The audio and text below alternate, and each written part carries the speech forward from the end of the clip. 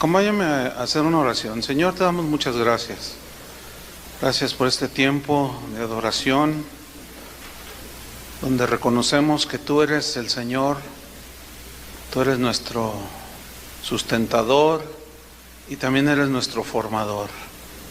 Gracias, Señor, porque tú sigues formando a Cristo en nuestros corazones y queremos pedirte, Señor, que en esta hora tú sigas hablando a nuestros corazones.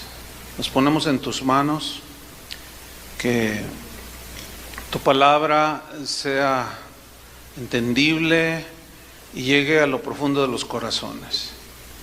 Te lo pedimos, Señor, en el nombre de Jesús. Amén. Gracias, Señor.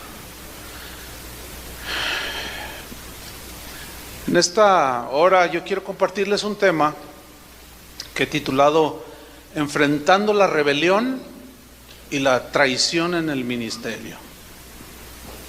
¿Qué tema me dieron?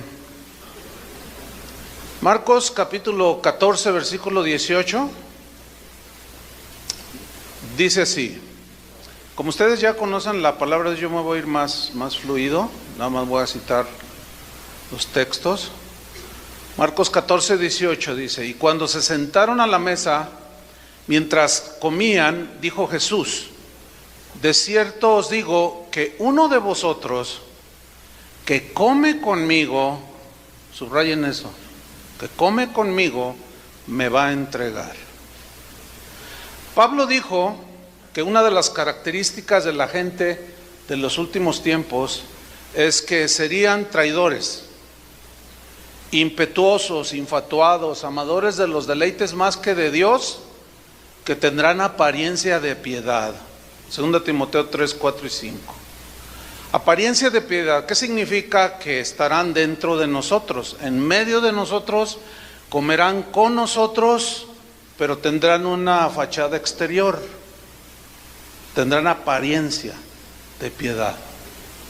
Y la característica, una de ellas es que serán traidores.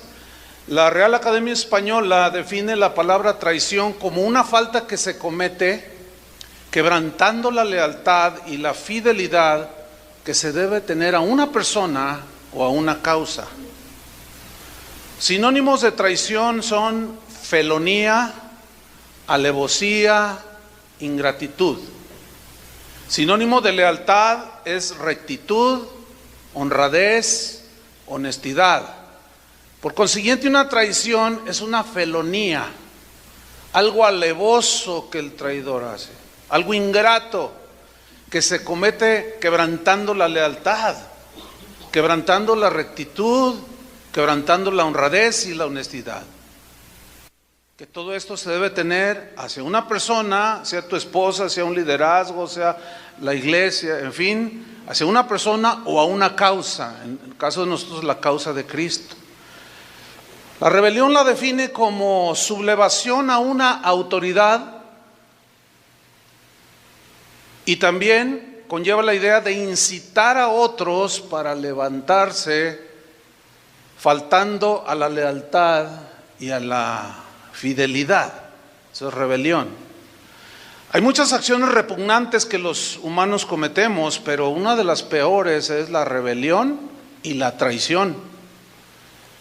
Estas dos cosas causan mucho dolor y desilusión en el ministerio.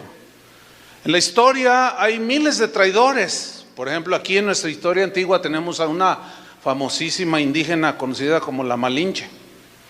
Esta señora traicionó a su pueblo, se alió a Hernán Cortés, se hizo su amante y traicionó al pueblo. Cuando el emperador romano Julio César fue emboscado por los senadores romanos, porque se sublevaron, y mientras lo apuñalaban, él exclamó con horror al mirar a sus agresores y dijo: tú también, hijo mío, Brutus. No sé si ahí venga, no seas bruto, no sé. Había surgido un parricida, se llamó Marco Junio Brutus, hijo del emperador romano Julio César. Lo traicionó.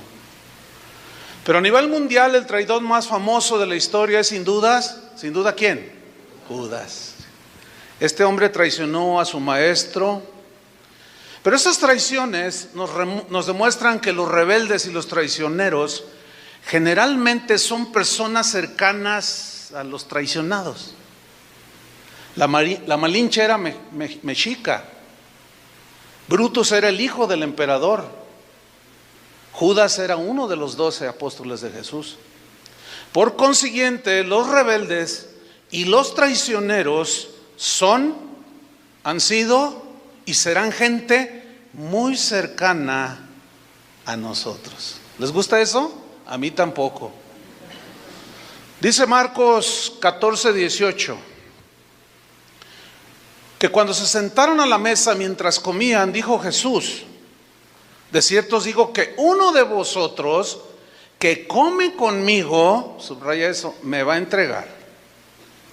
Uno cercano.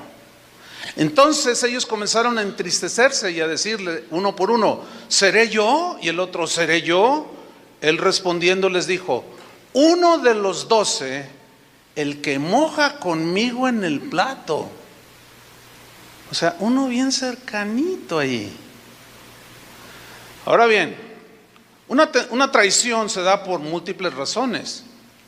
Por avaricia, Judas traicionó a Jesús.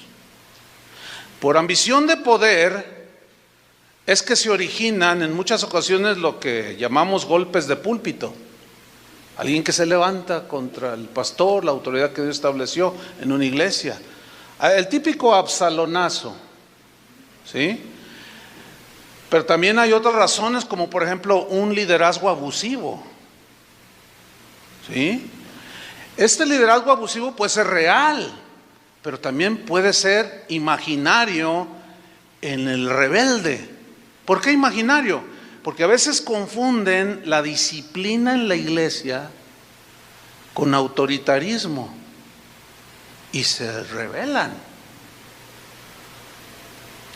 La rebelión y la traición más común en nuestros días, subrayen, es por la supuesta defensa de la sana doctrina. Ahora, aquí viene una pregunta. ¿Justifica Dios la rebelión y la traición por este y otros motivos, sean genuinos o no? La respuesta es no. ¿Cómo? No. Vamos a verlo. Jesús dijo de su traición: a la verdad el Hijo del Hombre va, según está escrito de él. Mas hay de aquel hombre por quien el Hijo del Hombre es entregado. Bueno le fuera a ese hombre no haber nacido. ¿Por qué dijo Jesús bueno le fuera a ese hombre no haber nacido? ¿Saben por qué? Porque el Señor sabe que el rebelde y el traicionero jamás le va a ir bien. Su fin es trágico, vergonzoso. Termina en la descalificación del ministerio. Y tarde que temprano Dios los echa de su viña, a los traidores y a los rebeldes. En toda mi vida de ministerio, que ya son 37 años, para 38, no he visto a un rebelde ser bendecido por Dios. Y a un traicionero menos. Hay un ejemplo allí de David cuando llega aquel amalecita ustedes saben que Saúl se suicidó, pero llegó una amalecita y le dijo: no, pues yo pasé y estaba en la batalla y vi a Saúl y dijo: traspásame con la espada. Entonces yo lo maté, queriendo quedar bien con el rey porque sabía que era su enemigo. Y David se sorprende, le dice: ¿cómo no tuviste temor de extender tu mano para matar al ungido de Jehová? ¿Y saben cómo terminó ese? En la muerte, murió, lo mandó, le dio cuello.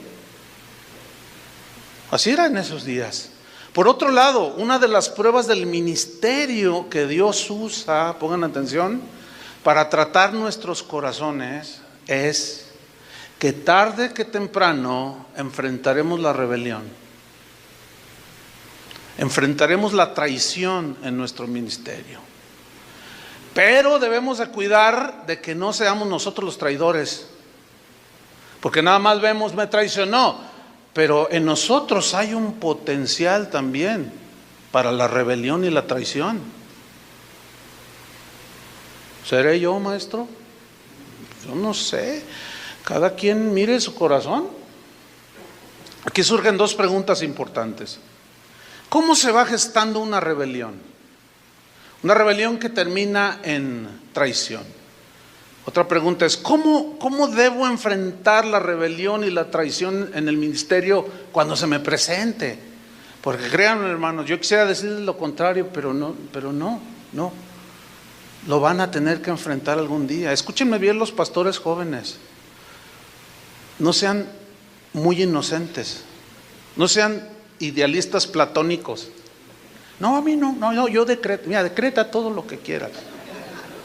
Tarde que temprano te vas a enfrentar con alguien que se te levante, por la razón que sea, y te va a traicionar. Vamos a ver algunos ejemplos en las Escrituras.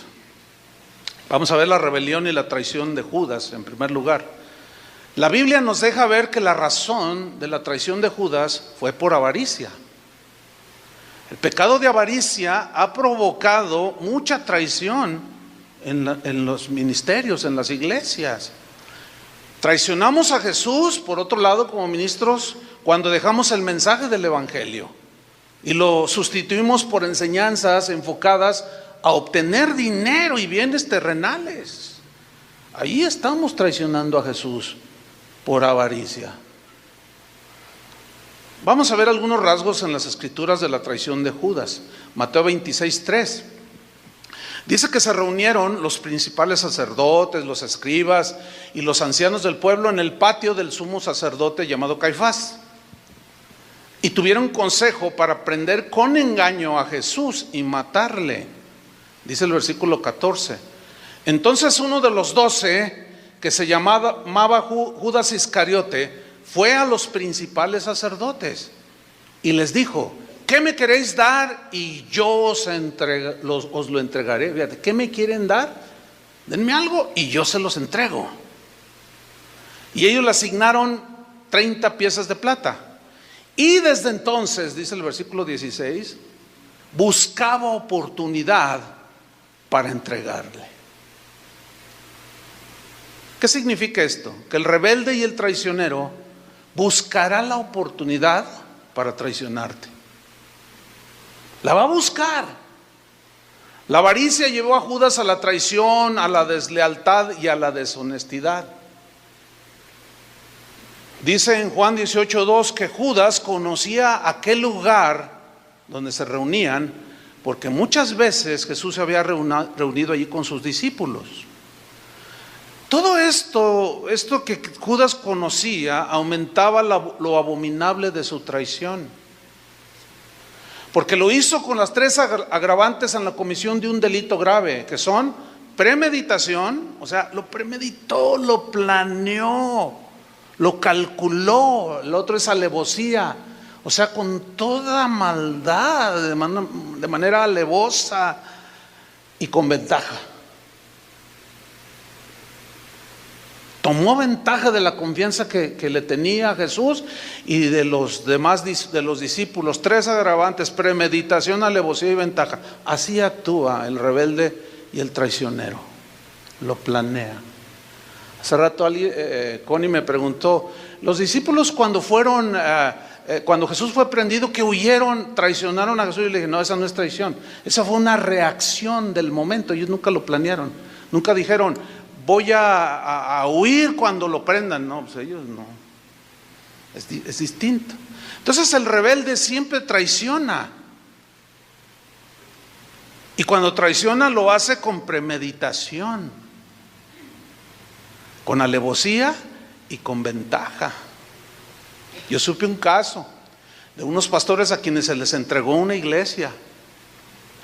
Y ellos tomaron otro curso en la dirección, bíblicamente hablando, y con toda premeditación, con toda alevosía y con toda ventaja, traicionaron a quienes le depositaron la confianza. Esa traición no se dio en una semana, se dio en el lapso de 1 año, 2 años. Y de repente, ¡zas!, le dieron el golpe. Juan 18:3 dice que Judas, pues, tomando una compañía de soldados y alguaciles de los principales sacerdotes y de los fariseos, fue allí con linternas y antorchas y con armas. Y Jesús les pregunta: ¿a quién buscáis? A Jesús Nazareno. Jesús les dijo: yo soy. Y estaba también con ellos Judas, el que le entregaba. Se pasó al bando de los que odiaban a Jesús. ¿Qué significa? Que un traidor, como el caso de Judas, que se alía a los enemigos de Jesús, se hace igual a ellos también. No solo es un traidor, sino aborrecedor del mismo Jesús. Ahora, vamos a meditar un poco en esto. En primer lugar, en la traición de Judas. En primer lugar, miren, por más de 3 años, Judas disfrutó de la presencia de Jesús. Estuvo con él. Fue uno de sus más cercanos. Número 2, él escuchó las enseñanzas de Jesús, él vio sus milagros, y cuando se le depositó confianza y los fueron enviados de 2 en 2, sanad leprosos, levantad muertos, orad por los enfermos, él fielmente lo hizo. Predicó y hasta sanó enfermos. Pero allí seguía gestándose un traidor, porque nunca sacó la semilla que tenía en su corazón. Además, Jesús le había confiado el cofre de las ofrendas, y lo había puesto de tesorero.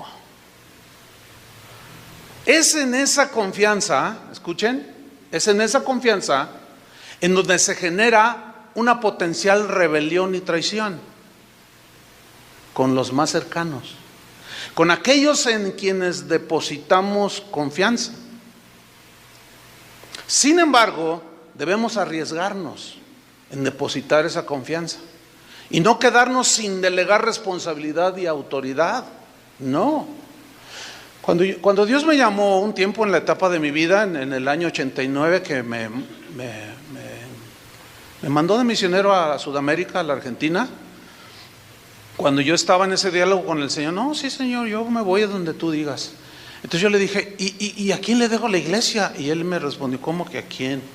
Pues a los que has estado trabajando con ellos por algunos años, los que hoy son los pastores de Casa de Oración. Entonces yo le dije: Señor, pero dice: no, tú debes de arriesgarte con ellos, así como yo me estoy arriesgando contigo. ¿Por qué? Así me lo dijo. Porque Dios ha depositado confianza en mí y Él se está arriesgando a que yo traicione esa confianza. Entonces, no, pues me desarmó y dije: no, pues está bien. Entonces, deposité la confianza, me fui y les dejé en manos de ellos la confianza. Pablo dijo en 2 Timoteo 2:2: lo que has oído de mí ante muchos testigos, esto encarga a hombres fieles. Encarga, fíjate, ahí está, delegar, que sean idóneos para enseñar también a otros. Ahora, al principio de la delegación a alguien, donde tú delegas autoridad de confianza espiritual, al principio puede parecer que todo marcha bien, ¿sí? Como Judas, pues todo aparentaba bien, pero en el camino, de hecho puede iniciar una persona, podemos iniciar bien, pero en el camino pueden suceder muchas cosas en nuestro corazón. Una mala semilla en el corazón crece, que se deja crecer y conduce a la rebelión y a la traición. Es potencial, ahí está en el corazón. Entonces tarde o temprano vamos a enfrentar la rebelión y la traición en aquellos en quien depositamos nuestra confianza. Sin embargo, escuchen, debemos delegar autoridad, porque así dice la Biblia, y confiar en los demás, entendiendo que está latente el potencial, la posibilidad de la rebelión y la traición. Porque miren, si nosotros no delegamos autoridad y nosotros hacemos todo y no confiamos en nadie, quizá nosotros mismos estamos propiciando una peor rebelión y traición. Por consiguiente, es mejor arriesgar que no arriesgar, porque arriesgando está la posibilidad de traición, pero también está la posibilidad de que se produzcan buenos resultados en los delegados. ¿sí? Entonces es mejor arriesgar y lograr algo que no arriesgar y no lograr nada. Es mejor arriesgar y hacer la voluntad de Dios, de preparar obreros, enviarlos, porque sin duda que también surgirán muy buenos ministros, fieles, leales. Volviendo al ejemplo, cuando yo me fui a Argentina, de entre todos los que estaban, yo dejé a uno que la mayoría de ustedes no lo conoce, lo dejé, digamos, dejé a todos encargados, pero a uno le dije, pero tú vas a ser el responsable. Y en mi ausencia, ese delegado, algo le pasó en su corazón y empezó a hostigar a todos los pastores, a Memo, a Chuy García, a Carlos mi hermano, a Toño Ortiz, a todos los quería echar para quedarse con lo que es casa de oración. Pero Dios descubrió su corazón. Ciertamente uno pues no se logró, pero los demás aquí siguen. Hombres fieles, hombres sencillos, hombres con un corazón bien dispuesto, el cual yo doy gracias a Dios por ellos. Pero me arriesgué y hubo traición. ¿Cómo enfrentar la traición? Ya contestaremos esa respuesta. Aquí en este lugar hay algunos entre ustedes los cuales nos arriesgamos de manera directa en delegarles autoridad. Nos arriesgamos. A veces cuando hablamos, que estamos viendo cómo levantamos otra iglesia o que ya se está levantando, dice, oye, yo siento en mi corazón fulano de tal, y no falta quien de nosotros diga, no, pero es que le falta mucho. ¿Y a ti cuánto te faltaba? No, pero no, es que, a ver, el consenso, no, pues sí, hay que arriesgarnos. Bueno, la mayoría de las veces han surgido muy buenos ministros, y aquí hay de ellos en quienes depositamos confianza. ¿Ah? Hay otros que no, confiamos en ellos y cometieron traición, fueron desleales y deshonestos. Tenemos algunos casos en los que les delegamos autoridad y la traicionaron, la confianza y la traicionaron con el pretexto de haber conocido la verdad. En todo caso, yo reflexiono, lo que deberían de haber hecho es, ok, me delegaste autoridad, me entregaste una iglesia, ya encontré la verdad, me voy, pero aquí está la iglesia. Pero no lo hicieron así. La pregunta es, ¿cómo enfrentó Jesús la traición? Pues es interesante, ¿no? Porque a fin de cuentas tarde o temprano va a llegar, hermanos. Pero ¿cómo la vamos a enfrentar? Con perdón y misericordia, esa es la respuesta. ¿Se acuerdan de Jesús en la cruz? Perdónalos porque no saben lo que hacen. Ellos creen que están haciendo bien. Porque, es que ya no estoy de acuerdo en esta doctrina. No, algo pasó y se justifican su rebelión. La justifican de alguna manera. Pero escuchen esto. Una traición fue lo que desencadenó que Jesús fuese llevado a la cruz, ¿no es cierto? Una traición desencadenó. Y en ese Cristo de esa cruz, nosotros encontramos nuestro perdón y salvación. ¿Le dan gracias a Jesús? Pero aquí viene una pregunta muy osada, que suena, no sé cómo les va a sonar, pero ¿deberíamos de darle gracias a Judas por haber traicionado a Jesús? Pues de ninguna manera, eso suena aberrante. ¿Verdad que suena aberrante? Entonces, pregunto yo, ¿por qué avalar a alguien que con razón o sin razón ha cometido traición? Porque si avalamos a un traicionero, debemos de avalar entonces la traición de Judas. Eso suena aberrante. Es como cuando Pablo dijo, cuando abundó el pecado, sobreabundó la gracia. Entonces los romanos reaccionaron y dijeron, o sea, mientras más hay pecado, mientras más pecado, más gracia. La respuesta es sí. y se fueron al libertinaje. Entonces, esa era una pregunta como la que yo hice. Entonces, ¿debemos de darle gracias a Judas por la traición? Pues no. Y dice Pablo, a ver, no se me equivoque, no se me desvíen. ¿Perseveraremos en el pecado para que la gracia abunde? Dice Pablo, en ninguna manera, de ningún modo. Entonces, ¿cómo deberíamos ver este episodio de la traición de Judas? ¿Cómo? La respuesta es la siguiente: que Dios, en su inmensa sabiduría y en su dominio, en su omnipotencia, en su omnisciencia, esa traición la encaminó y la usó para darnos a nosotros salvación. Permitió ser traicionado para que de allí surgiera nuestra salvación, la desencadenara. Pongan mucha atención.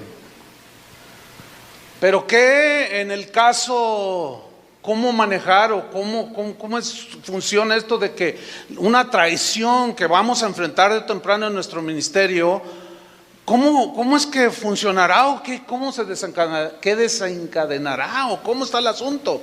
Escuchen esto, Dios lo va a permitir. ¿Saben para qué? Para tratar con nuestro corazón. Pero debemos de confiar que en su inmensa sabiduría Él la va a encaminar para bien. Una pregunta a todos. ¿Usted permitiría a alguien en su ministerio, o sea, dentro de sus allegados, de sus cercanos, lo permitiría estar sabiendo de antemano que te va a traicionar? ¿Lo permitirías? Yo no. ¿Ustedes? Contesten o qué. Nosotros no, pero Jesús sí. ¿Pero por qué? Para que se cumplan sus propósitos. Dios en algún momento en nuestra vida permitirá la traición en el ministerio.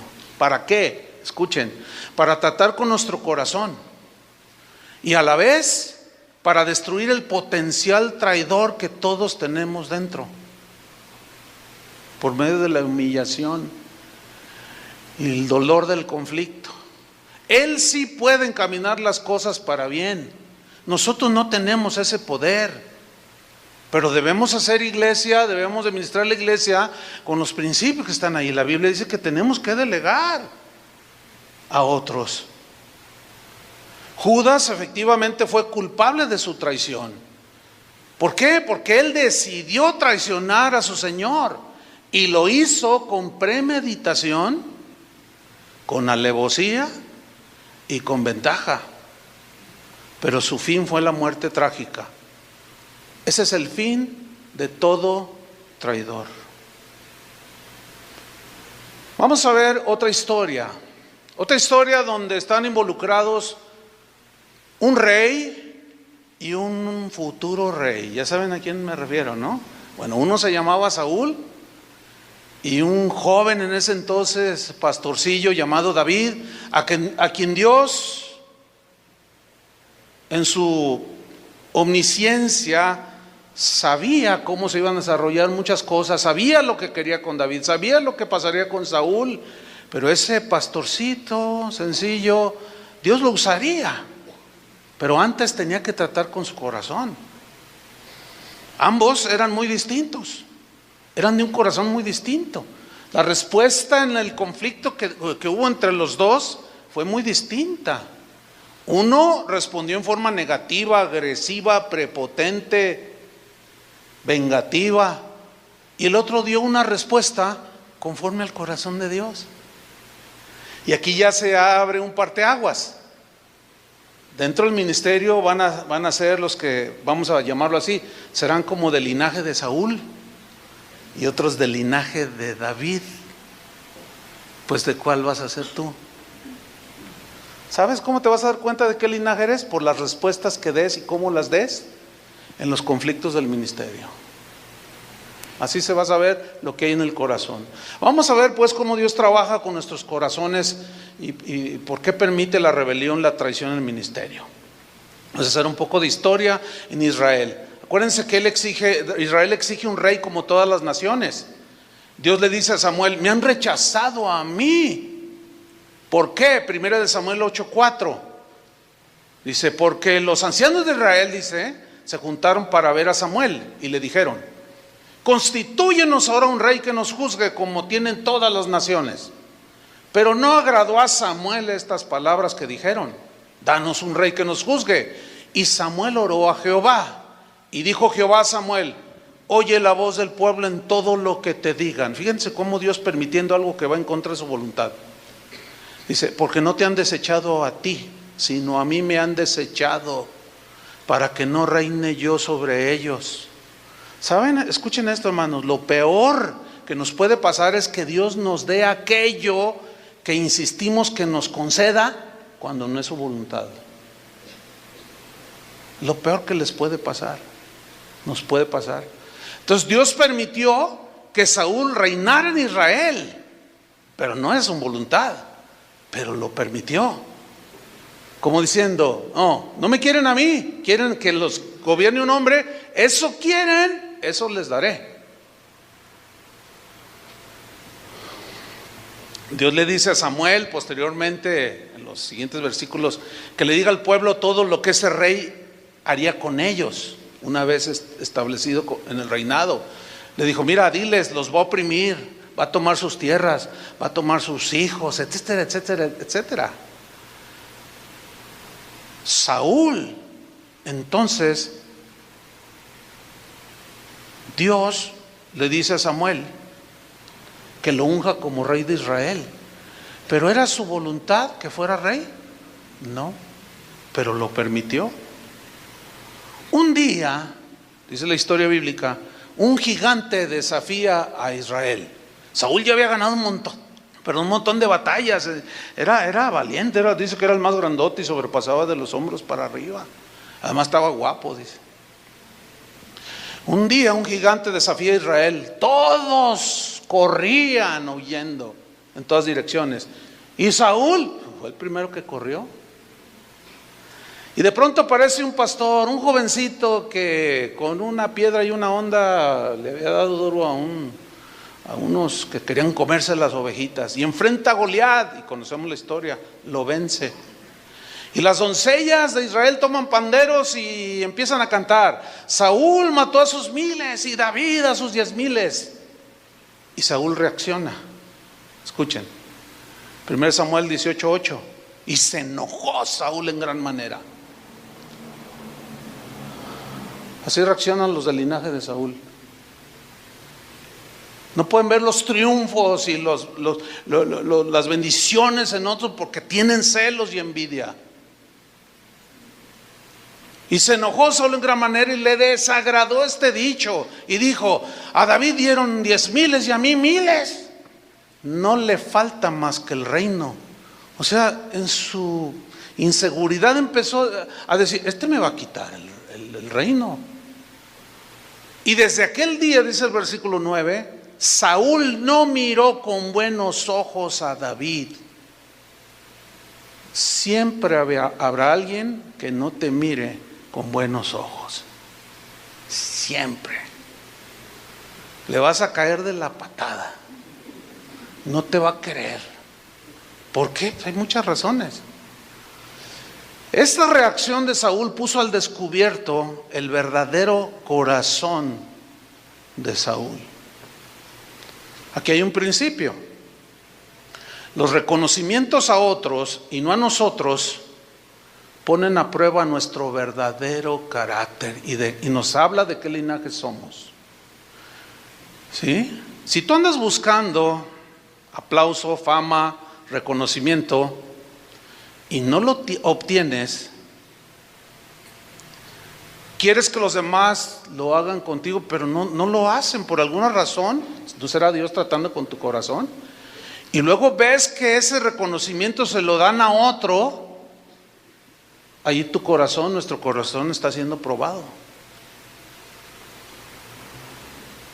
Dice la Biblia que Saúl vivía atormentado por un espíritu malo, lo cual evidenciaba su estado espiritual.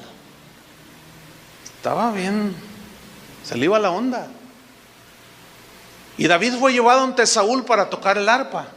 Era un diestro compositor de alabanzas. Y mientras tocaba, dice 1 Samuel 18:11, dice que había una lanza cercana a donde estaba Saúl. Y mientras David tocaba, dice este texto, arrojó Saúl la lanza diciendo: enclavaré a David a la pared. Pero David, dice el texto, lo evadió. Subrayen esa palabra, lo evadió. La lanza la evadió 2 veces. Pues sí, hay muchos Saúles que tiran lanzas, que desean clavarnos en la pared. ¿A quiénes? A todos aquellos que ellos no miran con buenos ojos. Por lo que tú quieras, por celos, por envidia, por lo que tú quieras. Pero te quieren clavarte o te van a querer clavar en la pared. No una vez, 2 veces. Tarde o temprano aparecerá en tu vida un Saúl, un viejo celoso, un tipo celoso, envidioso, soberbio, sábelo todo, que te va a traicionar. Y va a querer clavarte en la pared. ¿Y qué vas a hacer? ¿Qué vas a hacer? ¿Esquivar la lanza, pero luego tomarla y lanzársela tú también? No, claro que no. Esquivar la lanza de los Saúles traicioneros es lo que hacen aquellos que son conforme al corazón de Dios. Pero jamás regresarla, porque te harías igual que él. Dios permite pues que los Saúles tiren lanzas para tratar con tu corazón, con nuestro corazón. Pero a los Davides no se les permite, mis queridos hermanos, tirar lanzas y clavar a nadie. A nosotros nada más se nos permite y se nos pide y se nos exige esquivarlas. Nada más. De ahí en adelante Saúl inicia una encarnizada persecución contra David. No, y no había internet, si no, imagínense, hubiera sido peor el ataque del traicionero Saúl.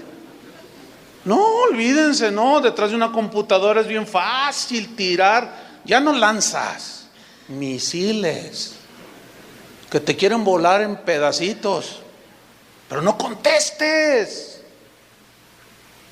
No respondas o te harás o evidenciará que eres del linaje de Saúl.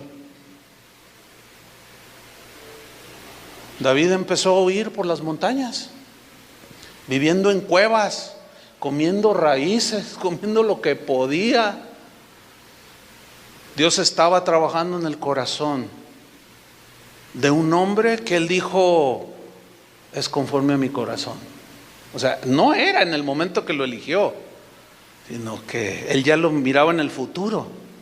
Él iba a tratar con él. ¿Lo hizo un hombre perfecto? No, pero lo hizo de un corazón recto, que es diferente.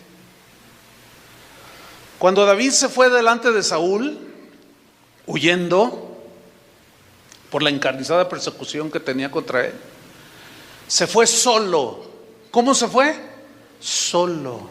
No armó una rebelión. No trató de convencer a nadie de que Saúl debía de ser quitado del reino. Salió solo, se fue totalmente solo. No arrastró a nadie con él. Era su propia prueba. Mira, si algún día tú huyes de tu Saúl, vete solo. Vete solo. No levantes una sedición, una rebelión, vete solo. No arrastres contigo en tu rebelión a otros. Cada quien tiene su trato personal con Dios. Déjalos y tú vete solo. Pero David seguía preguntándose: ¿por qué me persigue Saúl? Era un desconcierto, era terrible lo que estaba viviendo este futuro rey. Él ignoraba que Dios estaba tratando en su corazón. Él se decía: yo no le he hecho nada. ¿Por qué me tira lanzas? ¿Por qué me persigue? ¿Por qué en la primera oportunidad me quiere matar? Señor, a lo mejor, Señor, ¿por qué permites esto? Y quizás él mismo se respondía, tal vez algún día lo entenderé, pero ahorita no lo entiendo. Y eso me recuerda cuando Jesús le lava los pies a los discípulos y Pedro se resiste, le dice, no, ¿cómo tú lavarás los pies? Me lavarás los pies. Y Jesús le responde, lo que yo hago ahora no lo comprendes, pero lo entenderás después. Saúl seguía sus encarnizados ataques contra David y hasta abrió una página de Facebook para desprestigiarlo, para hablar mentiras y calumnias, para agredir la integridad de ese jovencito que era conforme al corazón de Dios, a como diera lugar, y lo desprestigió, por lo que vamos a leer más a continuación. De ahí se deduce. Él dijo cosas como, David quiere mi trono. O sea, se deduce, se entiende, lo vamos a ver. David me calumnia, y era al revés. Me desprestigia, es un ladrón, se robó mis cosas. Le calumnia. Y el David no sabía ni qué onda ni qué hacer. Dice 1 Samuel 24:1. Cuando Saúl volvió de perseguir a los filisteos, le dieron aviso diciendo, fíjate esta historia, esta parte de la historia. Le dieron aviso diciendo, he aquí David está en el desierto de Engadi. Y tomando Saúl 3,000 hombres, fíjate, 3,000 hombres escogidos de todo Israel, se fue en busca de David y de sus hombres. ¿No te parece exagerado? 3,000 hombres. Por las cumbres de los peñascos de las cabras monteses, y cuando llegó a un redil de ovejas en el camino, donde había una cueva, fíjense esto, entró Saúl en ella para cubrir sus pies. Esta frase es un eufemismo que significa que él tenía ganas de ir al baño. Y se metió a la cueva a hacer del baño. Y dice y David y sus hombres estaban sentados en los rincones de la cueva. Fíjate, lo andaba siguiendo y no sabía ni dónde andaba. Lo tenía allí. Y así vuelve Dios locos a los locos. Entonces dice el versículo 4, fíjate lo que sucede. Entonces los hombres de David le dijeron, he aquí el día que te dijo Jehová. Eso lo inventaron, Dios nunca había dicho eso, Dice, he aquí que entrego a tu enemigo en tu mano y harás con él como te pareciere. ¿Qué sugiere esto? Sugiere que siempre habrá algunos que también están contigo, que tienen corazón de Saúl, que te van a incitar a la venganza. También debes de cuidarte de ellos. Gente que a veces es relativamente cercana, no ha faltado quien que no me diga, oye, dicen cosas ahí en internet, y pues yo conozco aquí cómo está pero yo sé que es calumnia, defiéndete, me han dicho. ¿Defenderme? Una vez alguien me mandó un correo diciendo, pastor, tiene que defenderse públicamente porque lo están atacando, lo están calumniando, están diciendo cosas de usted. Y ya ve que hay un dicho que dice que el que calla otorga. Entonces, si usted calla las acusaciones que hacen de usted está asumiendo que son realidad. Entonces yo le dije, ay, discúlpame hermana, era una hermanita, de esas que no faltan.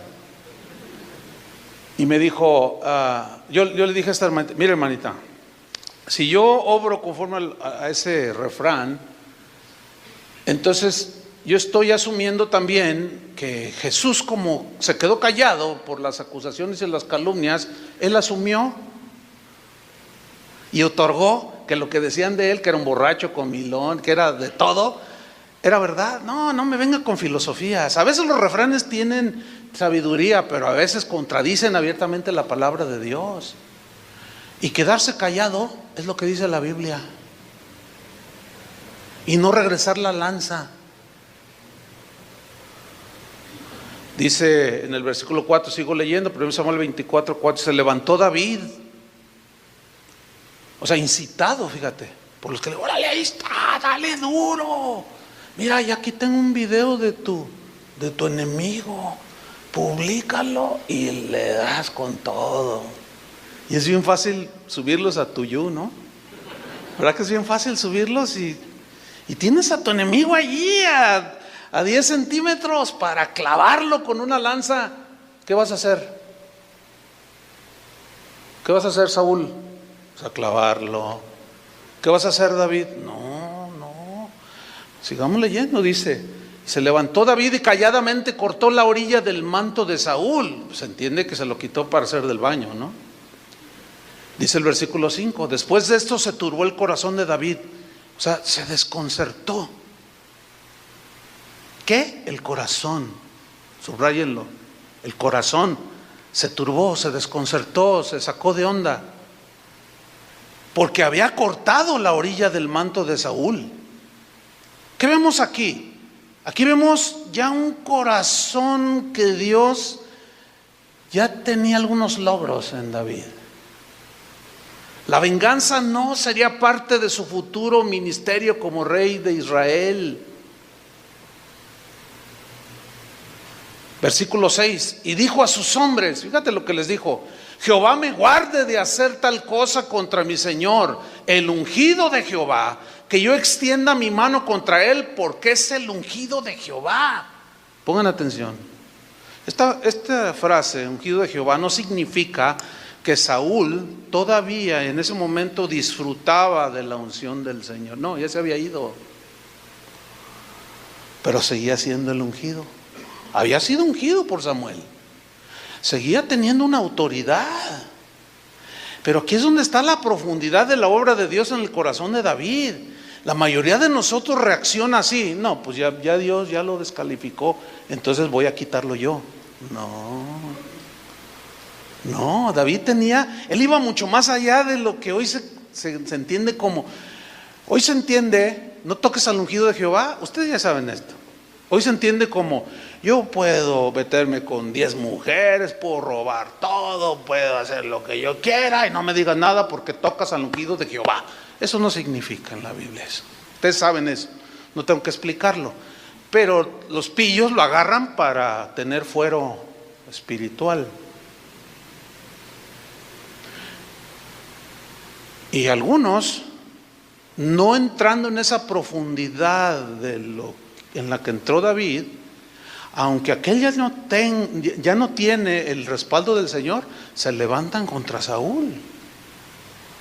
Y sin embargo David fue más allá, su corazón estaba siendo transformado bien tremendo, porque pues esta frase pues no significa que Saúl todavía tenía el apoyo de Dios, solo estaba demostrando que el corazón de David ya estaba avanzado en la transformación que Dios estaba haciendo.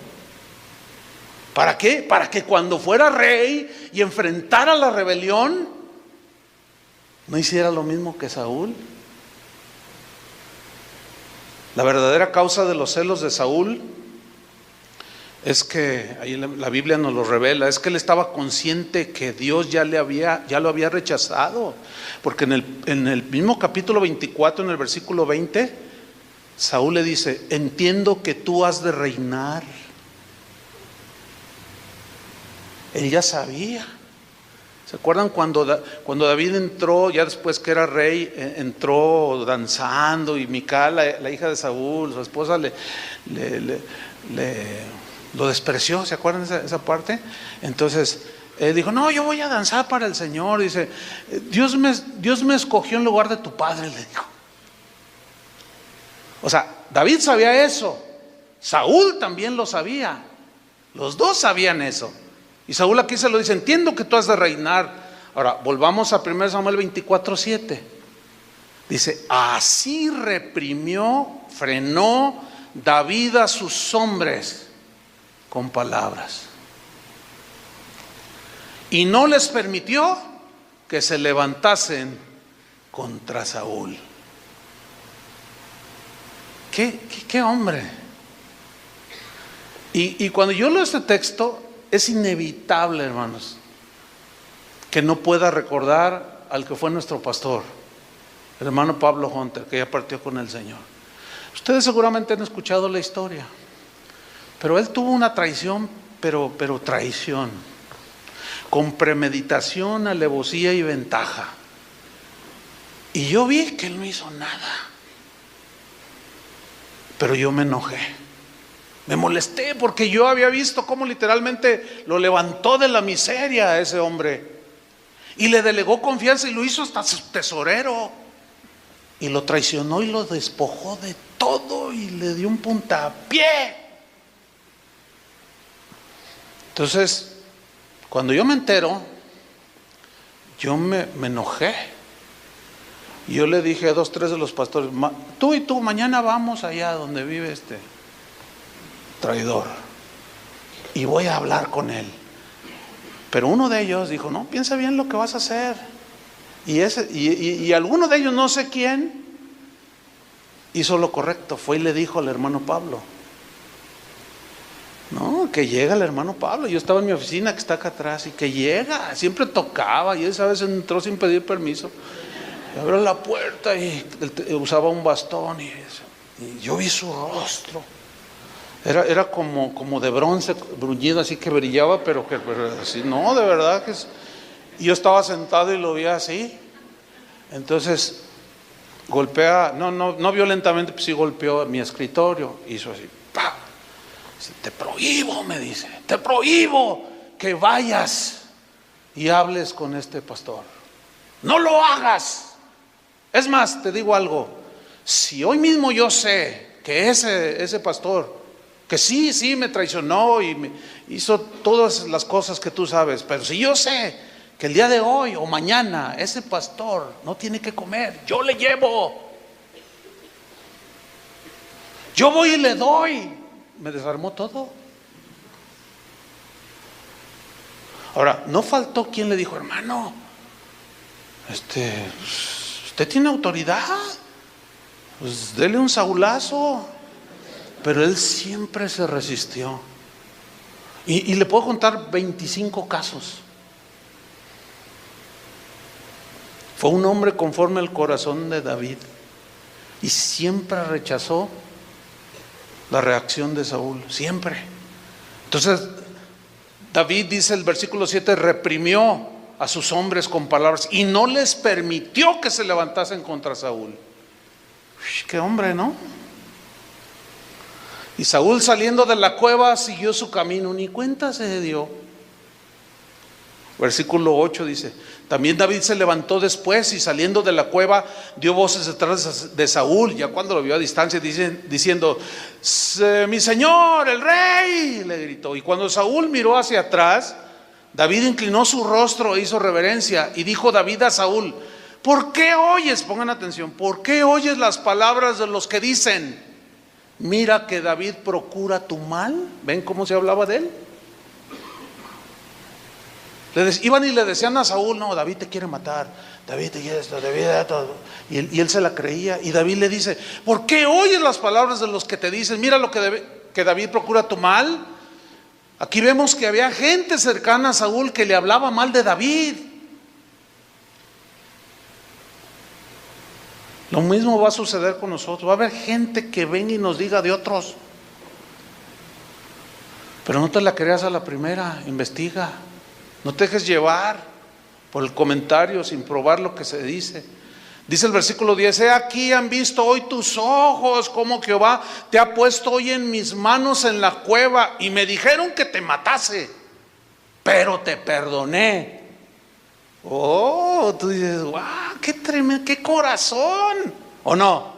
Es que este es el corazón conforme al corazón de Dios, el corazón que perdona. Porque dije, reflexioné, pensé, dice el versículo 10, no extenderé mi mano contra mi Señor, porque es el ungido de Jehová. Y mira, Padre mío, mira la orilla de tu manto en mi mano, porque yo corté la orilla de tu manto y no te maté, le dice. Conoce pues, entiende y ve que no hay mal ni traición en mi mano. ni he pecado contra ti, sin embargo tú andas a casa de mi vida para quitármela. Hermanos, si queremos ser conforme al corazón de Dios, no debe de haber mal ni traición en nuestras manos. Deja que Saúl sea Saúl, tú sé un David. Amén. Tú sé un David. Jesús le dijo a Pedro cuando lo prendieron: Pedro, guarda la espada. ¿Acaso no puedo orar a mi Padre y Él me enviaría legiones de ángeles? Judas siempre será Judas. ¿Te vas a poner ahí tú por tú con el traicionero, con el rebelde? No lo hagas. Deja que sea Dios el que trate con él y va a tratar. Versículo 12: juzgue Jehová entre tú y yo. Miren, aquí está. Juzgue Jehová entre tú y yo, Saúl, y véngueme de ti Jehová, pero mi mano no será contra ti. Wow. Y el mismo David dice, como dice el proverbio de los antiguos, y cita un proverbio antiguo: de los impíos saldrá la impiedad. En otras palabras, como decir, yo no soy un hombre impío, yo tengo temor de Dios, así que mi mano no será contra ti. Los Saúles son vengativos y traicioneros. Los Davides no se vengan de aquellos que los persiguen. Nunca. ¿Qué estaba sucediendo allí? Dios estaba ganando cada día terreno en el corazón de ese joven David. Pero le sigue diciendo en el versículo 15: Jehová pues será juez. ¿Quién va a ser el juez? Dios. Y Él juzgará a Saúl entre tú y yo. Él vea y sostente mi causa, y Él me defienda de tu mano. ¿Quién va a ser nuestro defensor? Dios. Y aconteció que cuando David acabó de decir estas palabras a Saúl, Saúl dijo, miren a Saúl, ¿no es esta la voz tuya, hijo mío David? Y alzó Saúl su voz y lloró. Ay, mira qué tremendo. No, los Saúles son unos actorazos. Lloran, saben llorar en el púlpito. Ay, mira lo que haría. Cuando él era el malvado. Y aquí está llorando. Y dijo a David, al menos dijo una verdad: más justo eres tú que yo, que me has pagado con bien, habiéndote yo pagado con mal. Fíjate, entre todo, él dice una verdad. Yo lo que veo aquí es que David se adelantó al tiempo de Jesús, que en unas enseñanzas dijo: si tu enemigo te da en una mejilla, ¿qué? Ponle la otra. Pero los Saúles entienden diferente. Ellos entienden algo así como: si tu enemigo te da en una mejilla, tú ponle en la otra. Pero te voy a decir algo, sí, pues suena así medio jocoso y da risa, pero te voy a decir una cosa. Cuando tú enfrentes esto y levantas tu mano y tú mismo das con la otra, o le tiras la lanza o le regresas la lanza, te haces igual a él. Y serás un Saúl aunque pongas carita de llorar. No levantes la mano. Pues que no dijo nuestro Señor a quien servimos: si te dan la mejilla, ponle la otra. Bueno, eso es parte del ministerio. Ahora, ¿ustedes creen que David no sufría? Pues no es fácil, hermano. No es fácil que gente cercana a ti diga cosas de ti bien feas. Y de alguna manera, ya ven que dice, todo lo que dices en secreto, las sabes, lo dispersas, y todo se sabrá. Y yo me entero. Y a veces cuando me encuentro de aquel que dijo que yo era el anticristo, y a veces de cara a cara, Dios prueba mi corazón. Porque teniendo la autoridad para darle un puntapié, no lo hago. Estoy a punto, muchas veces. Pero me detengo y me acuerdo y reflexiono y digo, no, mejor dáselo tú, Señor. Y en todas las veces, eso sí debo decirlo, todas las veces Él es el que les ha dado el puntapié o la bofetada para que se callen. Porque sea como sea, puede ser un ungido, alguien que Dios llamó y le depositó confianza. Que la traicione y que sea malandrín y que sea prepotente, desobligado, y ese es problema de él. Mi problema es respetar la autoridad que Dios le delegó, pero nunca levantar la mano y le lanza y clavarlo. Aunque ellos sí le agarran la lanza y te descuidas y les das y al rato ya como el de la película así.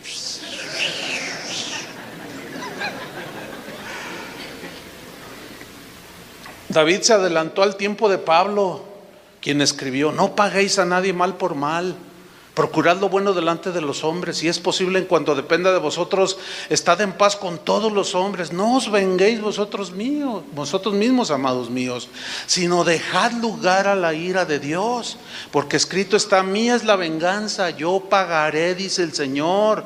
Así que si tu enemigo tuviere hambre, dale de comer; si tuviere sed, dale de beber, pues haciendo esto, ascuas de fuego amontonará sobre su cabeza. No seas vencido de lo malo, sino vence con el bien el mal. Para llegar a hacer eso, tiene que haber un trato de Dios en tu corazón. No se puede de otra manera. Y ahora, si reflexiones, yo ahorita, actualmente, le estoy dando de comer a uno que es mi enemigo. Pero no podría haberlo hecho si Dios no hubiera tratado conmigo allá en aquellos años mozos. No hubiera podido. ¿Cómo? Cuando Dios empezó a tratar con mi vida, como tratará con la tuya. Seguimos 1 Samuel 24:18. Tú has mostrado hoy que has hecho conmigo bien, le dice Saúl, pues no me has dado muerte, habiéndome entregado Jehová en tu mano. Porque ¿quién hallará a su enemigo? Fíjate lo que dice Saúl. ¿Quién hallará a su enemigo? O lo tendrá de pechito, como decimos acá, ¿no? ¿Y lo dejará ir sano y salvo? ¿Quién? Solo los Davides. Solo ellos. Jehová te pague con bien por lo que en este día has hecho conmigo. Y ahora dice, como yo entiendo que tú has de reinar, ahí está, y que el reino de Israel ha de ser en tu mano firme y estable. Le dice, júrame pues ahora por Jehová que no destruirás mi descendencia después de mí. Si no lo destruyó a él, ¿usted cree que iba a destruir su descendencia? O sea, le estaba demostrando lo máximo del corazón conforme al corazón de Dios. ¿Qué está grueso? Bueno, a mí se me hace así, no sé a usted. Dice, júrame que no borrarás mi nombre de la casa de mi padre. Entonces David juró a Saúl. Dijo, no, claro que no. Entonces dice que se fue Saúl a su casa y David y sus hombres subieron al lugar fuerte. Mira, si hubiera sido al revés, Saúl hasta le da el tiro de gracia. El tiro de gracia estaba buscando, ¿por qué se acuñó tiro de gracia? Bueno, es el que dice ahí en la Wikipedia que es el que se le da a aquel que es fusilado para asegurar su muerte. Y así son los Saúles. O sea, no solo te traicionan como los sicarios, que les dan y aquí todavía se acercan y el tiro de gracia, se aseguran que estés muerto. Pero los Davides no. Ahora, ¿cómo enfrentó David la traición, la crítica, la calumnia en su vida? Pues la respuesta ya es más obvia, ¿no? Jamás se defendió, jamás regresó la lanza y puso en las manos de su Señor toda la causa. Nunca se vengó. Sin embargo, fíjense, hubo un episodio en la vida de David, en su vida, en que estuvo a punto de reaccionar como Saúl. ¿Cuándo? Cuando fue a Nabal, quien le ayudó, le negó ayuda, y mientras huía, David le pidió ayuda a Nabal, esposo de Abigail. Entonces no recibe la ayuda y toma 400 hombres. Fíjate cómo hizo lo mismo que Saúl, estaba reaccionando igual. 400 para uno. Y tomó 400 de sus hombres que ya lo seguían en ese momento, y fue y dijo David: no dejaré con vida ni un varón. Órale, reaccionó. Ahí entre la mitad de que él llegaba al reinado y que Saúl lo perseguía, se le presenta la oportunidad de ser como Saúl, pero una mujer llamada Abigail, la esposa de este hombre, sale a su encuentro, dice la escritura, y lo hace reaccionar de que no se vengara. Y David reacciona y le dice, David a Abigail, 1 Samuel 25:32, le dice: bendita seas de Jehová, sea Jehová Dios de Israel, que te envió para que hoy me encontrases. Bendito sea tu razonamiento, mujer, y bendita tú que me has estorbado hoy para ir a derramar sangre y a vengarme por mi propia mano. O sea, tuvo una reacción, tuvo la oportunidad de ser como Saúl, igualito. Dios seguía tratando con su futuro rey. Dios seguía formando el corazón de un rey conforme a su corazón. Y permitió eso, pero hubo alguien que le estorbó. Y tú y yo podemos estorbar el corazón de algunos que se quieren vengar. Y ve y hazlo reaccionar. Y dile: perdónalo, no levantes tu mano, encomienda la causa al que juzga justamente. Bueno, sabemos que finalmente Saúl muere y David asciende al trono de Israel. Oh, qué tiempos se vinieron para Israel, ¿no? Tiempos gloriosos, de conquista, de victoria. Pero el trato de Dios todavía no terminaba. Dios seguía preparando a este hombre para que fuera rey, pero para que no fuera como un Saúl. ¿Qué sucede? Siendo rey un día, Absalón, su hijo, se rebela contra él y le roba el corazón de la congregación, de aquellos que nunca están conformes, de aquellos insatisfechos que todo critican. Siempre los va a ver en la congregación. Y es fácil robarles el corazón por los Absalones. Son presa fáciles de los rebeldes que traicionan. Oh, si yo fuera rey de Israel, haría las cosas como se deben, decía. Oh, ¿quién me eligiera? Oh, ¿cómo fuera yo? Y así robaba el corazón. Oh, si yo fuera el pastor de aquí, defendería la sana doctrina. Oh, si yo fuera el pastor, tendríamos un avivamiento. Hoy todo es muerte. Oh, si yo fuera el pastor, los trataría mucho mejor que usted, que él los trata a usted. ¿Han oído eso? Los Saúles haciendo su chamba. Absalón se rebela contra David, quiere usurpar el trono. David enfrenta ahora la rebelión y la traición de alguien muy cercano a él, su propio hijo. Qué duro, ¿no? David tenía y se le presenta la oportunidad de reaccionar como todo un Saúl en el trono ya. David tenía esa autoridad para ejecutar al traidor. Eso es pena de muerte. Y actualmente sigue siendo pena de muerte para el traidor a la patria. Pero ¿qué hizo David? Hermanos, no hizo nada, absolutamente nada. ¿Qué vas a hacer tú? Ya veremos, dijo el ciego. ¿Cómo reaccionó David siendo el rey, ante la agresión y la traición de su hijo? Se va a escondidas, se fue a escondidas. Segunda de Samuel 15:14, David dijo: levántense, vámonos, huyamos, dice, porque no podremos escapar de delante de Absalón. Dense prisa a partir, no sea que apresurándose él nos alcance y arroje el mal sobre nosotros y hiera la ciudad a filo de espada. Aquí parece como que no tiene nada, pero contiene todo.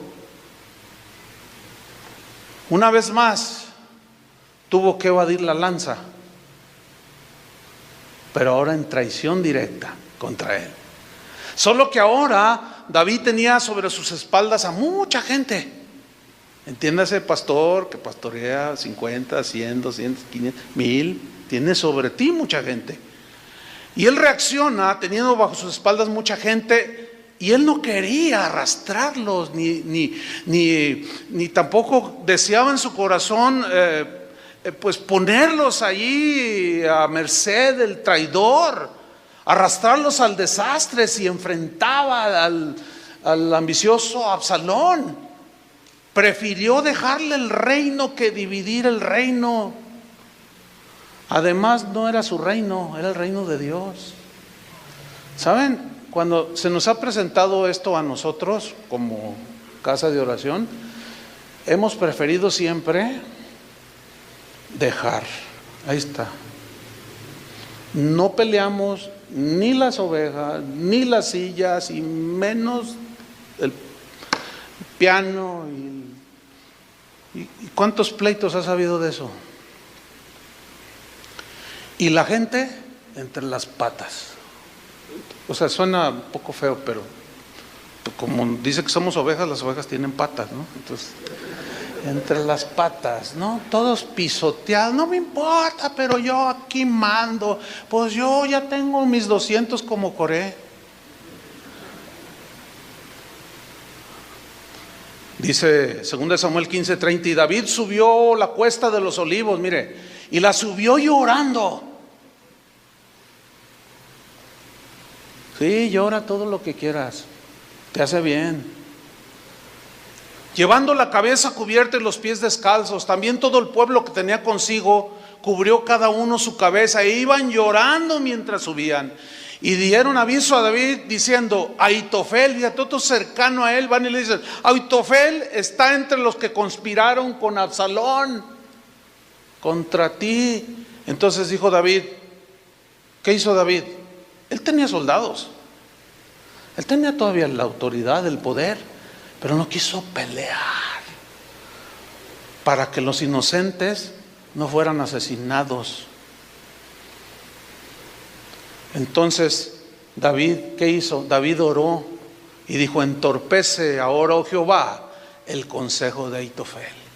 ¿Se acuerdan cuando Israel se rebeló contra Moisés? Hazte a un lado porque los quiero fulminar. No, y se postran, no, y empieza a orar por ellos. Esa es la mejor medicina. El corazón de Moisés había sido transformado por 40 años, durante 40 años en el desierto. Ya les hablarán del desierto también. El corazón de David, no, este tipo cometió errores bien feos por la imperfección humana. Pero esto habla de un gran corazón, pero un gran corazón que fue formado por Dios. ¿Qué hizo David entonces? Se fue a un monte. ¿Saben a qué se fue al monte? A adorar a Dios. Los traicioneros matan, los Davides adoran a Dios ante la rebelión y la traición. Y ahí no quedó la cosa, los ataques arreciaron. Déjenme leerle 2 Samuel 16:5 en la Nueva Versión Internacional. Dice: un hombre de la familia de Saúl, qué curioso, ¿no? Llamado Simi, no sé si será el doctor Simi, hijo de Gerá, se puso a maldecirlo y a tirarle piedras a David y a todos sus oficiales.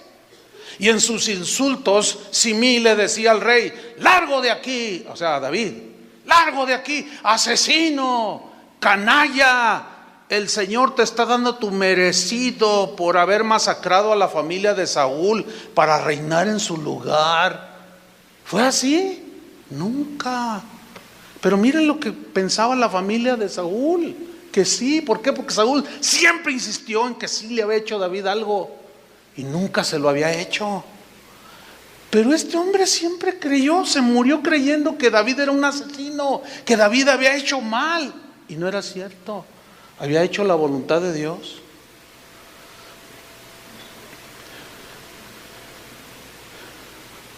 Dice en el versículo 8, el Señor te está dando tu merecido por haber masacrado a la familia de Saúl para reinar en su lugar. Por eso el Señor le ha entregado el reino a tu hijo Absalón. Has caído en desgracia porque eres un asesino. Wow.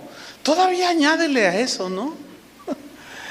Abisaí, hijo de Sarbia, le dijo al rey, uno de sus soldados del rey, le dijo: ¿cómo se atreve este perro? Ese estaba enojado. Ese quiso reaccionar como Saúl, fíjate. Estaba junto al rey y aún no fue capaz de aprender del corazón del rey. Dijo: ¿cómo dice este perro muerto? ¿Cómo se atreve a maldecir a su majestad? Déjame que vaya y le corte la cabeza. Siempre va a haber un Sarbia contigo que cree que va a ser bien siendo como Saúl. Pero el rey respondió: esto no es asunto mío ni de ustedes, hijo de Sarbia. David añadió: si el hijo de mis entrañas intenta quitarme la vida, ¿qué no puedo esperar de este benjamita? Déjenlo que maldiga, pues el Señor se lo ha mandado.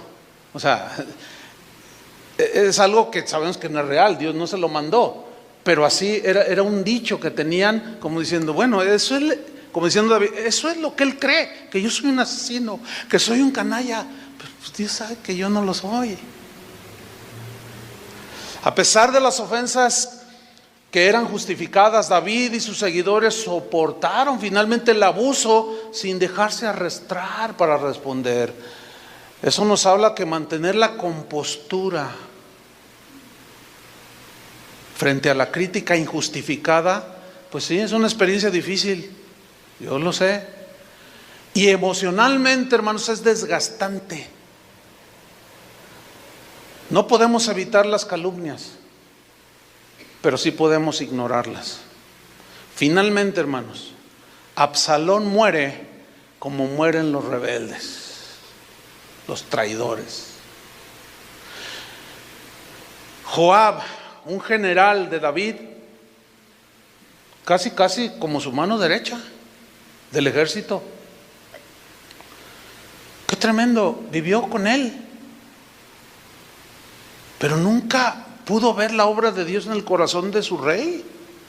Nunca pudo ver que Dios había tratado con el corazón de David. Y estaba cerquita con él, con David. Este Joab tenía un corazón como el de Saúl. Y fue con David y le dijo: oye, tu hijo, tú, no le hagas nada. Es más, mira, procuren no hacerle nada, les dijo. Pero dice la Biblia que Joab, en un momento, él esperaba el momento de la venganza. Y era inevitable la batalla. Hubo una batalla entre los que seguían a David con los que Absalón había levantado. Y se levanta la batalla, pero los rebeldes fueron aplastados. Y dice la historia que en su huida, Absalón quedó trabado entre unas ramas con su espesa cabellera. Y fueron y le dieron aviso a David, pero Joab se dio cuenta. Dice que fue de su propia iniciativa, fue y tomó 3 lanzas. En la versión Reina Valera dice 3 dardos, pero la palabra que se traduce por dardo es la misma de lanza. Y tomó 3 lanzas Joab y las 3 se las clavó en el corazón a Absalón.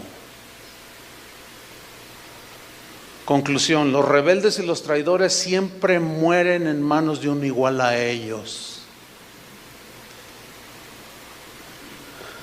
Por eso no nos conviene a nosotros la venganza. No. Déjame terminar con una historia que algunos sin duda han escuchado. Cuando Dios me llamó al ministerio, bueno, yo crecí bajo el liderazgo de un Saúl. Yo sé que aquí hay gente que puede tener aprecio, que me conoce, que puede tener aprecio por el que fue mi pastor, pero, o sea, mi intención no es vituperarlo, evidenciarlo. No diré ni su nombre, ni nada, ¿no? Esto sucedió hace 34 años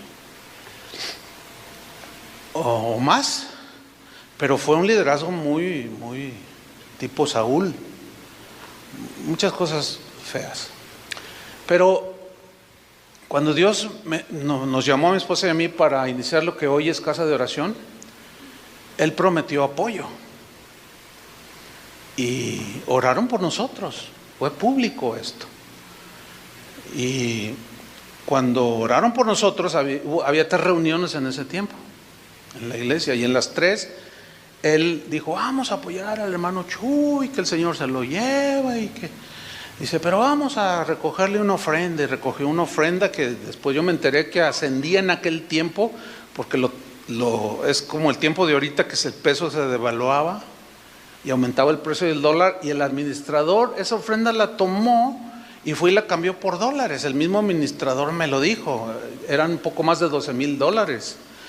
En esos años, hace 34 años de eso, con $5,000 te comprabas un auto del año.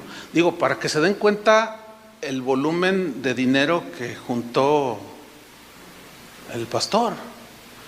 Y cuando yo fui al siguiente día para que me diera, yo no tenía un peso. Él me dijo: ¿a qué vienes? ¿Vienes por la ofrenda? No te la voy a dar, me dijo. Si Dios te llamó, que te mantenga Él. Si Dios te llamó, me dijo, Dios te mantendrá, pero yo no te voy a dar ni un centavo.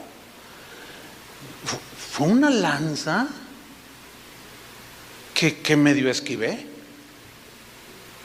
Digo medio porque pues estaba joven, yo tenía 26 años, inexperto, pero hubo un misionero que me estorbó, que llegó a mi casa y tocó.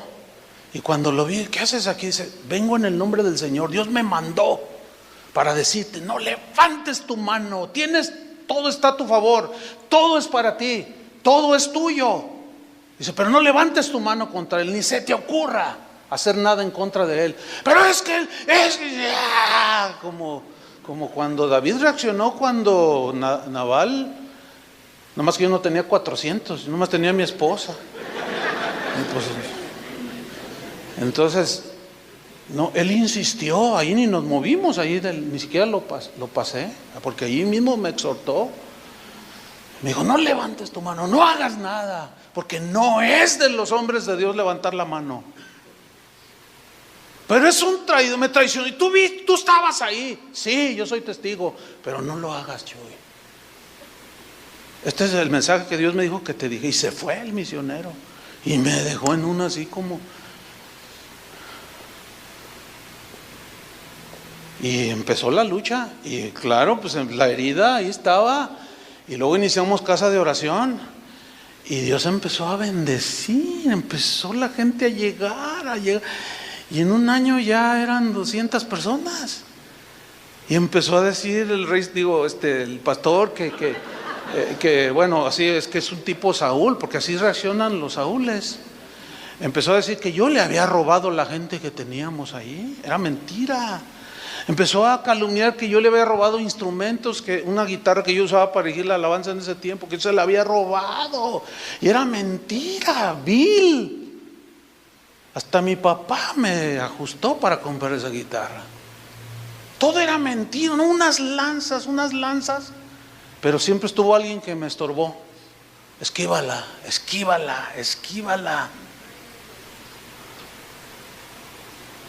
Esa fue el episodio en mi vida que me marcó. Ahora, en ese tiempo no lo entendía, pero ahora ya lo entiendo bien. Porque ¿cómo podría yo soportar, no una lanza, 500 lanzas,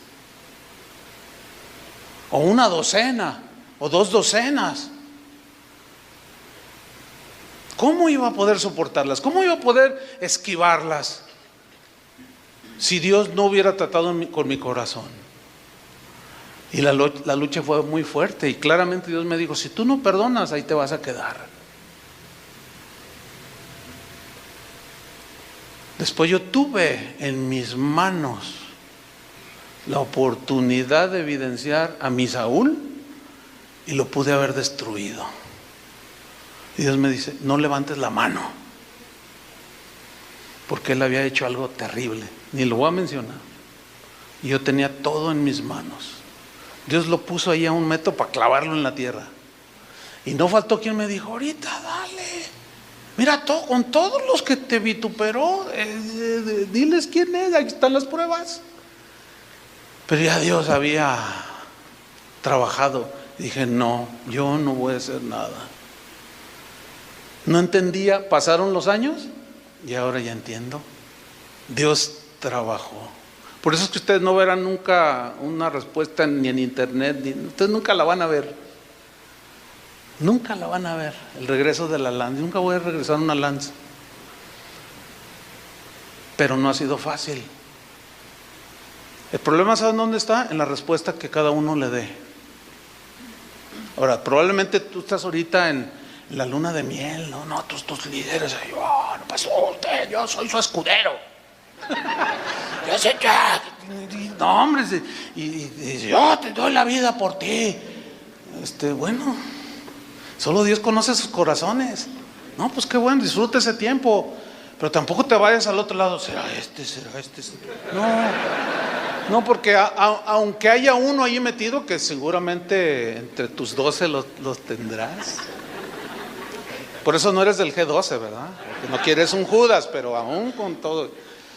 Entonces, ahí va a estar, ¿qué vas a hacer? Porque tarde o temprano te va a surgir o un Saúl o un Absalón. Oremos. Señor, te damos muchas gracias por tu palabra. Gracias porque sin duda tú nos estás preparando,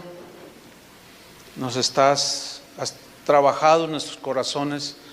Hay jóvenes aquí, pastores, que han iniciado y su corazón puede ser recto, es recto sin duda, pero a veces hay inocencia, hay desconocimiento de que estas vicisitudes del ministerio se van a presentar tarde que temprano.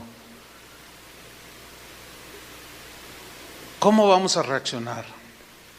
Padre, oramos para que en tu misericordia, en tu gracia, en tu favor, no nos permita, Señor, reaccionar como Saúles, buscando la menor oportunidad, y ahora más con los medios de comunicación tan globalizados, que en un clic, en un segundo, todo el mundo puede escuchar el ataque, la calumnia, el desprestigio,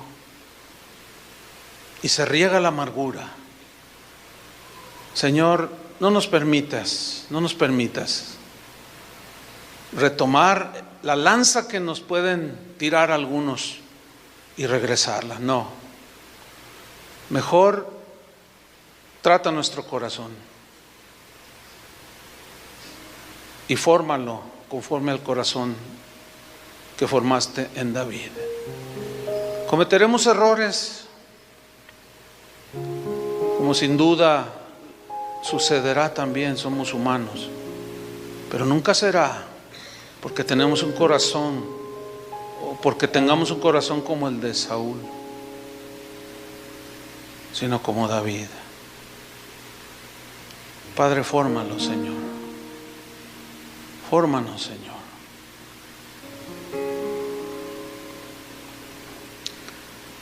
Es probable que algunos de ustedes se estén enfrentando ya actualmente o estén a la mitad, no sé, otros están en una lucha o quizás siendo Davides han reaccionado como Saúles.